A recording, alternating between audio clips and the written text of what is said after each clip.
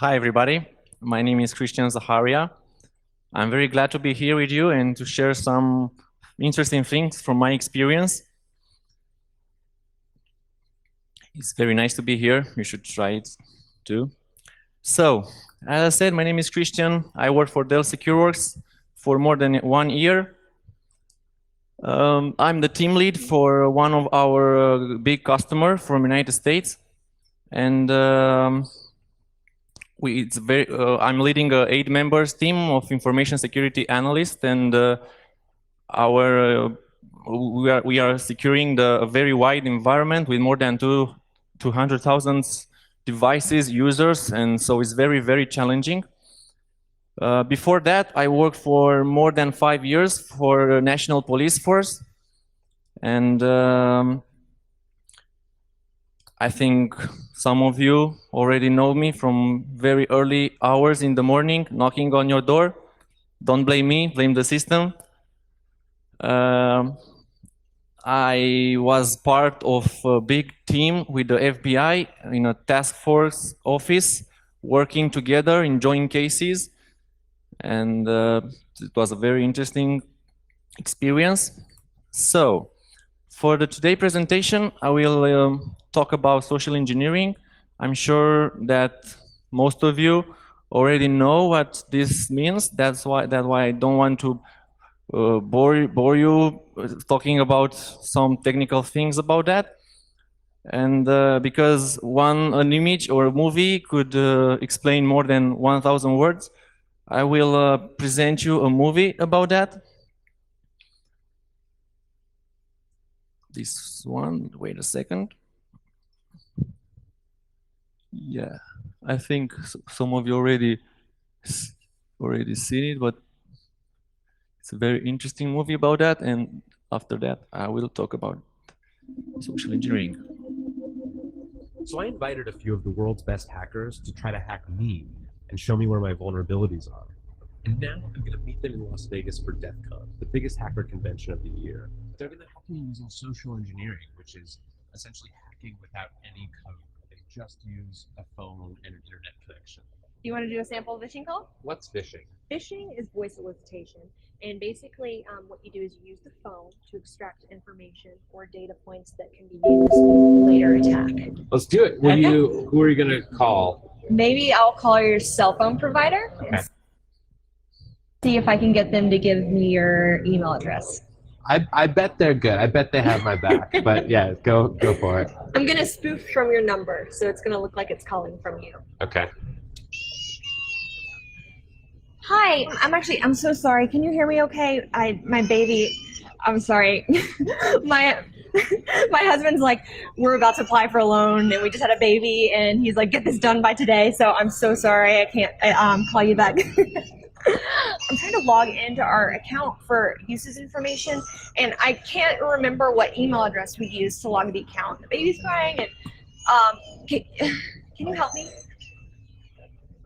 Awesome. In just 30 seconds, at gmail.com, Jessica gets access to my personal email address. Now, if I needed to add our older daughter on our account so she could call in and make changes, how would I need to go about doing that? You would have to send me a secure PIN through a text message? Yeah, well, the thing is, I don't think I'll be able to receive a text message if I'm on the phone. Oh, I'm not on there either? So I thought when we got married, he added me to the account. Jess uses my girlfriend's name and a fake social security number 5127 to set up her own personal access to my account. Wait, I'm sorry. So there's no password on my account right now? Can I set that up? She even gets the support person to change my password. Thank you so much for your help today. So she just basically blocked me out of my own account. I'll get her fed after this. All right. Thank you. Holy shit. So they just gave you access to my entire cell phone account. You're gonna have to go on and change your password now because it's Jess, my name. And all it took was a crying baby and a phone call. Yeah. So yeah, simple as that. So I invited a few of the world's best. Nope. Yeah. So I hope we don't have any person in the room who can who's this guy, because I think you should know what social engineering means and protect yourself against this attack, because I don't want to ask for a poll in the room and asking you to raise the hands if you thought you were the victim of a social engineering, because if you don't raise the hand, I'm sure you're lying, or you didn't know that. I'm sure all of you were sometimes in the past were the victim, or not the victim, the target of a social engineering. I hope not the victim. So why social engineering is very, very efficient? Because a lot of people from here are tech people that are very techy. They know how to protect a system, to protect a network, an environment, and we have all the layers from the TCP/IP model, OSI model, and we have different security models applied for each layer. But something is missing here, and we'll always miss, unfortunately. And this is the human factor, because as I said here, it doesn't matter how much money you've invested in security. If you can trick the sysadmin or an important person to give you access in your account, it doesn't matter how much money you've invested.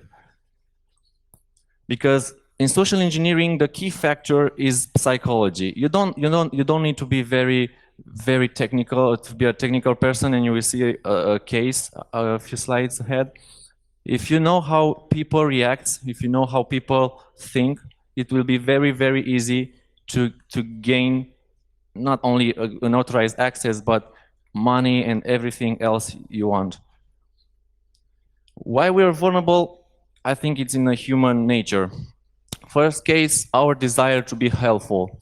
I think it's in our nature to help. I know, maybe because sometimes in life we also need to be helped, and we like to give help, to receive this thing.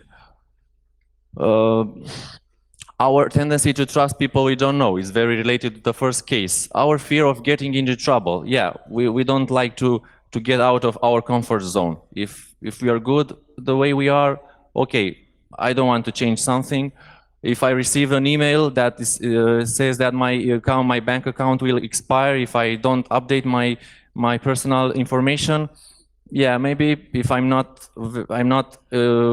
don't know how things work with the social engineering, maybe I could say, okay, I don't want to get my account blocked, my bank account blocked, because last year I didn't pay my internet bill, and I spent 2 months to regain it. So I don't want to have trouble, and you will be tempted to click on that link, and it was a malicious link. Also, the respect for authority, and I think here I have a good example, and maybe or someone from the room already know about the Romanian police virus. It was very broadcasted on the TV stations. When your computer displayed image, hey, we are from the Romanian police. You access some forbidden websites, and that's why you need to pay some money to regain your access to your computer. And I remember when I worked in police, I had a lot of people who came to me and asked, "Hey, hey, hello, are you from the police? Yeah, okay, I give you the money. Now give me the access." Some of them were very angry. They called me on the public phone, and they were very, "Hey, you are paid from my money. Now you ask me for more money? Give me access." So it was very hard to explain them that, hey, this is a scam. You paid the money to the wrong person. Yeah. And the cognitive biases, maybe this is the expression is a little bit tricky, but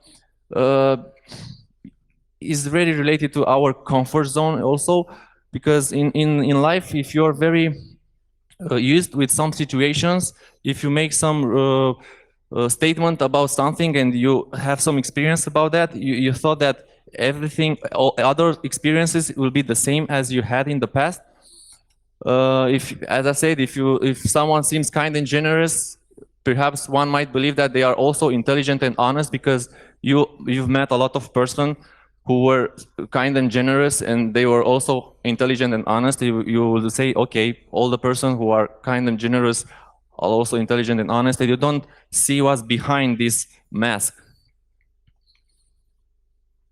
Couple of things about social engineering. From my experience, I could say that there are three main categories. The first one, exploiting human weakness, involves direct contact with the victim, as you've seen in the previous movie.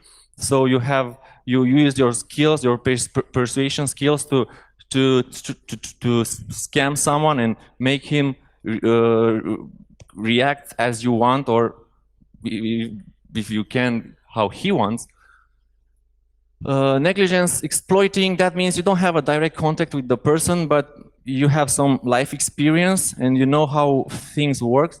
And for example, for authentication vulnerabilities, one good example would be the security question. You know that it's very easy to guess them. So you don't have to contact the victim to ask him for the question. It's very simple, just to look to his email account, or not to his Facebook account, and see that he has a lot of pictures with him on the stadium, supporting his favorite team. And if his security question was your favorite team, it will be very easy to guess the answer. Or dumpster diving. I remember it was a case in Romania a couple of years ago where when a public institution who had access to our data threw away their documentation drafts to the public bin in the front of the building, and the journalists came and had access to a lot of important information because the authorities didn't handle this the way they should do. And the last category, computer-based social engineering, is more sophisticated. It implies phishing attacks where you don't have a specific target, you don't have a specific group, you just send hundreds, thousands of emails, phishing emails, and see what you can have. This is a funny case. The first well-known case of social engineering, in my opinion, was the Trojan horse. As you see, a little guy said surprise a little bit earlier than he need. Okay, so the purpose of social engineering, there are a lot of things about that. Gain authorized access to system information, fraud, industrial espionage, disrupt the system or network identity theft. I will give you some examples for most of these cases a little bit later. Yeah, theory in practice, because we also have some examples, good examples in Romania. For example, car accident method. I think most of you heard about it when some of your parents, friends, or even you received a call that hey, your parent, your grandmother, or your sister, brother had an accident with a car and he hit someone, and I'm his lawyer, and he's a big trouble. If you send me a small amount of money, I could arrange to not to escape, but to make his situation easier to support. And it was very efficient, and I think it still is, because a lot of people are scammed with this case. Also, a very well-known case, online fraud cases. I think all of you heard about Hackerville, which is the Râmnicu Vâlcea and Alexandria. I don't know where is the hacker in this scheme, because they are not hackers, they are thieves. It doesn't matter. But they were very efficient, and they stole millions of dollars, and that's why we have a big presence here in Romania of the FBI and all the three letters institutions from the US because of them. Yeah. And the last example, deceitful commercial transaction. I handle some of these situations. It's quite recent. When the attacker needs to know some technical information, because first of all you need to intercept the communication between two parties, and you change you see what emails they have and what emails they use, and you change a letter in that email, and when one party send a bank SWIFT, for example, to another, you download that Swift, change the bank account, and send an email to the second party that, hey, I have a problem with my bank account. Now this is my new bank account. Send me the money in this account.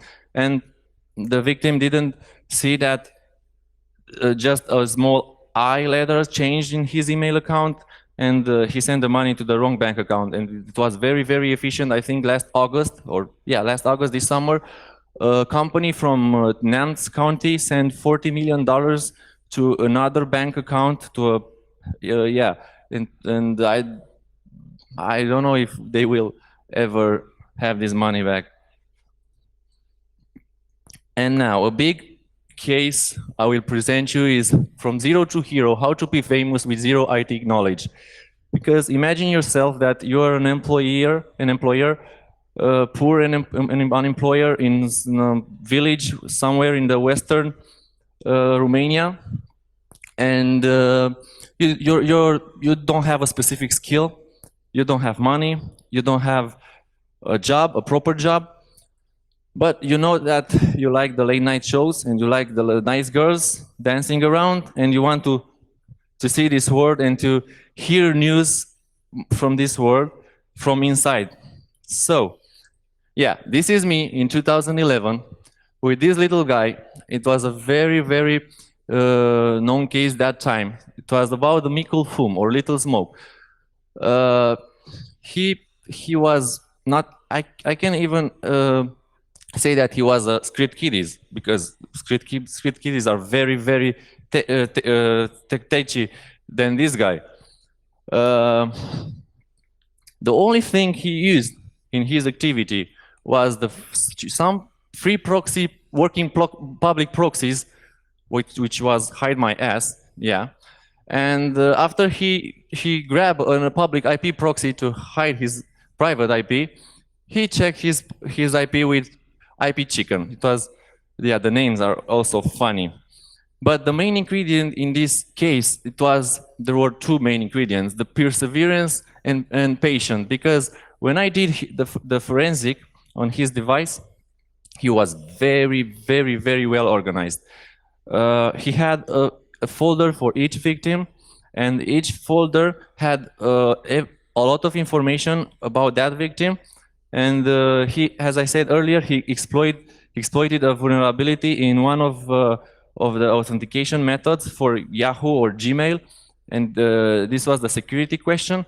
So, for example, if he chose a victim, and then it was very hard for him at the beginning to have one email address of a celebrity, and after that, after he hacked this email address, then he had access to the contact list of that person, and from that contact list he had another interesting email addresses to hack, so on and so forth. So after he had an email address and he tried to hack this email address, he hid the I don't know my password, give me the security question. And when he saw the security question, he tried all the combination. He had a lot of free time, and he tried, and he knew, for example, he was very smart because he knew that at that time Yahoo had an account lockout policy, and I think it was 10 times. And when you tried 10 times in less than 12 hours, the victim would receive something, an email that, hey, your account is trying to be hacked, please change your password or something like that. And he knew that. So for each victim, he tried, for example, what was the town when you spent your honeymoon? Okay, you would say, oh, there are a lot of combinations here. Yeah, but we have, I don't know, let's say 50 big interesting vacation location in the world. I don't think you would try some city from Syria or Iraq. You would, and he tried, for example, he began to hit Madrid, Paris, Miami, and I assure you that sometime he will hit the correct answer, and that's the way he did. Yeah, and I would say that this is the second case, but it's very, very related with the first one, and it's much more well known. Because when social engineering flows through your veins and you have attitude in your blood, yeah, you have this deja vu image. Is the same guy 3 years later, but on a higher class right now. I think you already know about this case, most of you. As I said, he didn't use some fancy equipment. The whole mass media from Romania and America and from the whole world say that he's a very, very good hacker. I didn't call him a hacker, but yeah, doesn't mind. It's just a very good social engineer.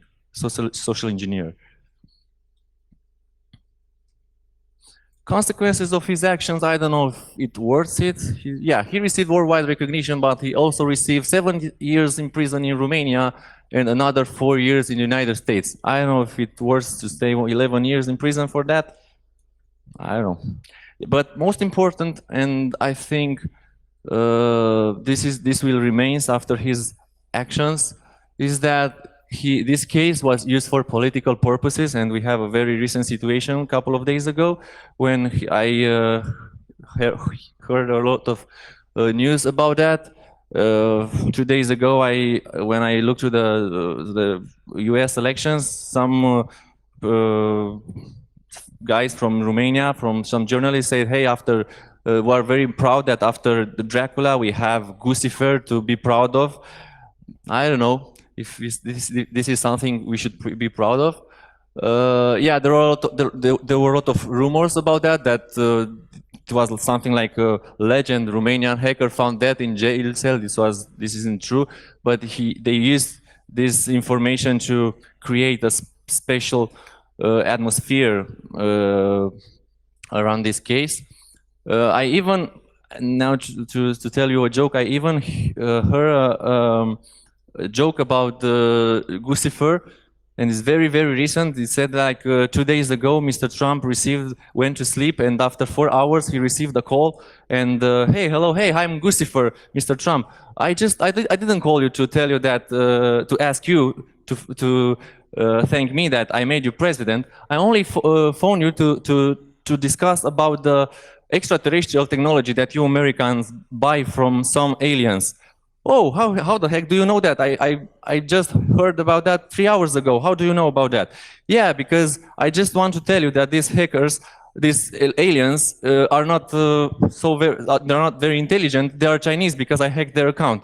So, yeah, there are a lot of jokes, legends about it, and with such a small knowledges, technical knowledges, only human psychology.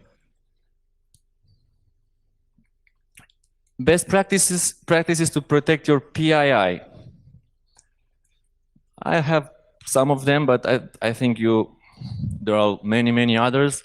Be suspicious. Be suspicious every time when you hear something about these kind of things. Stay a couple of minutes and think to yourself, hey, is it worth it? It could be true what offer I received. I remember when I worked in police, a guy came to me and he was very happy, and he asked me to help him to gain $1 million because he received an email that he inherited $1 million for I don't know what old aunt. And when I tried to explain him, he didn't want to understand and he even accused me that I want to steal his money. Yeah, so be suspicious and stick to your guns. If you get a feeling that someone is fishing for information, trust your instincts. I think this is to our human nature to protect ourselves. Pay attention to websites, URLs, verify request authenticity, and many others. For a company, I read a very interesting article about how to protect your company against this, and it was a layered defense against social engineering. And I think most of you who already worked in a company know most of these layers: foundation level, security policy, and I think you're used with all this policy we should sign every year, and that we are trained. We were security awareness training for all users. Also, from my actual experience, resistance training for key personnel that I've seen that is very efficient to target one VIP person from your environment, then send 1,000 emails, and if you can persuade that person to give you access, then it's very easy from there. Ongoing reminders, yeah, just not forget about that. And gotcha level, that means all the security appliances we have, traps, email defenders like Proofpoint, I don't know, and endpoint devices and endpoint protections. And questions without an answer. I don't know if we will ever have answer to this question. Will we ever be safe enough against social engineering? I don't know, because the human nature is very, very unexpectable, and you don't know how people react. And I think there are a lot of situations that we didn't know about because they weren't been invented yet, other methods. So this risk, I think, will persist. And I don't know also if technology or artificial intelligence will entirely replace the human factor. We'll see. They try that. We are in progress. And will this fight against social engineering ever stop? As long as we have social engineering and we will be vulnerable to social engineering, there will always be a fight against that. And that was pretty much all I had for you. If you have questions, I'm eager to ask. Yeah.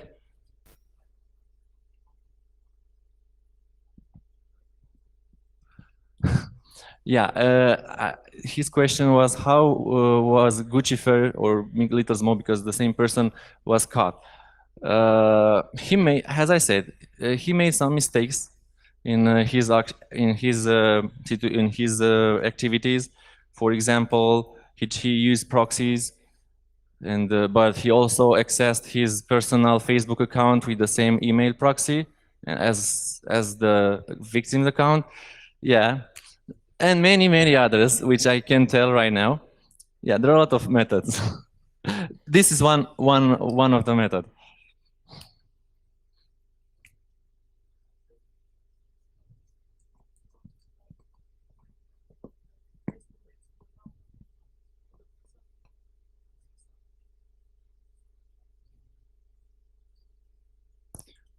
His question was, I know a percentage of how many key personnel were convinced.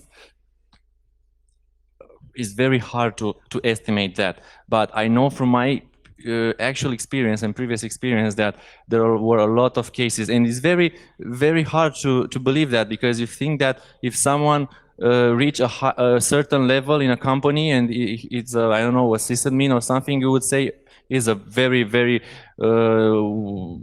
advised person. It's impossible to trick him to give you some things. But I know a recent case where in my company, where a very important person gave all the contact address of the employers. So it's very recent. It's a couple of days ago. So it's I don't have a percentage about that, because it's very hard to estimate. It happens, yeah, and it happens even today, I think. Sure.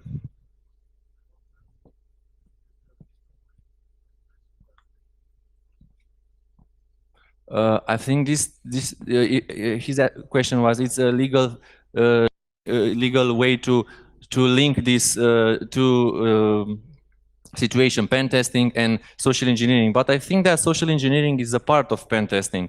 It's very hard, or it's the first step I would say in the pen testing, because if you are a pen tester and you are a white pen tester and you were paid for that, it depends the contract you signed, if it's a black box test or a white one.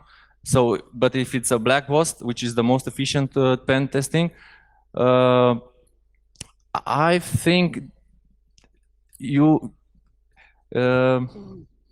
social engineering is a part of the pen testing, so you don't have to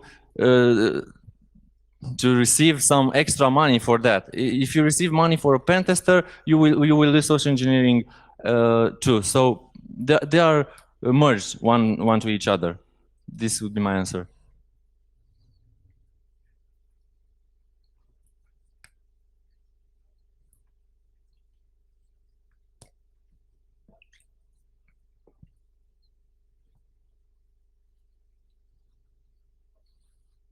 Not only a Facebook account, you mean